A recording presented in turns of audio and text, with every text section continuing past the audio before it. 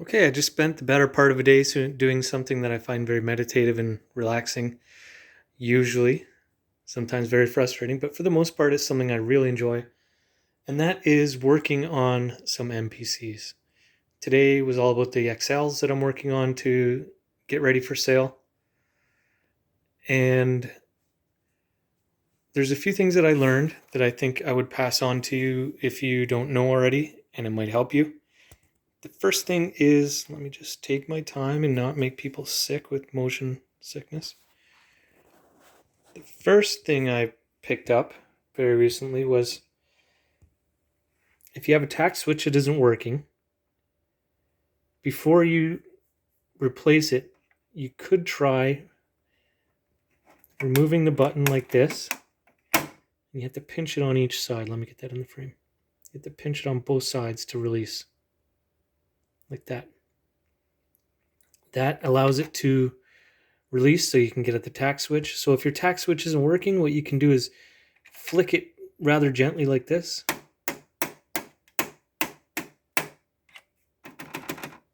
And there were 5 on one board that weren't working, and after I did that, they work flawlessly. So that could save you some time and money, some headache. Just give it a little flick. I wouldn't flick too hard, but I would definitely give it a try it anyway. The other thing I learned while working on this is my personal machine that I'm getting ready for myself. I ended up selling one of my personal machines recently, and now I feel lost without it, so I'm building another. So this one already had the 8 outs. Let me take a look at the back here.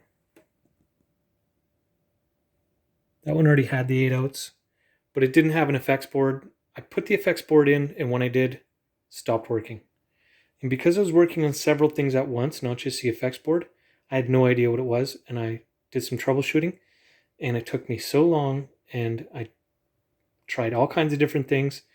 And long story short, what I finally figured out was if I have the effects board installed with the screw that holds it down, I don't have one here to show you, I'm sorry, then for some reason that screw is not allowing the machine to turn on. Whether it's shorting the unit out and the unit goes into protection mode and won't turn on, I don't know.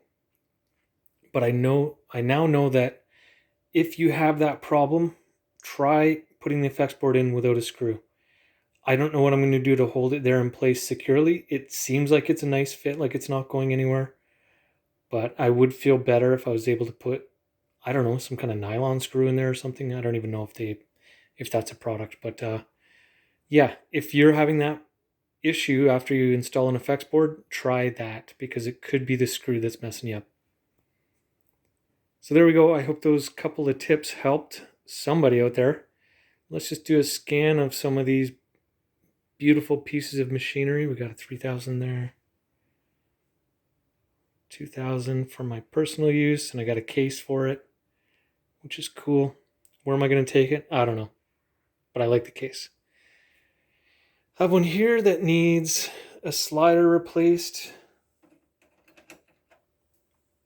and I'm going to put a CF drive in it. I'm going to put a CF drive in here. I have one here that needs I need to try flicking the tact switches on a few of these. And it needs a fader, as you can see, a note variation slider. And a CF drive, of course. Let me go over here. I'm not doing anything to this 1000 except I ordered a skin for it off eBay that makes it look like an MPC 60 kind of. So I'm pretty excited to throw that on there. Got this recently. Haven't been able to mess around with it much. And finally this. This one is ready to go. It's up on reverb. It's got a CF drive and it's in great condition. So there you go. I've had one of my better days in a long time just being with my MPCs. Thanks for watching. Catch you next time.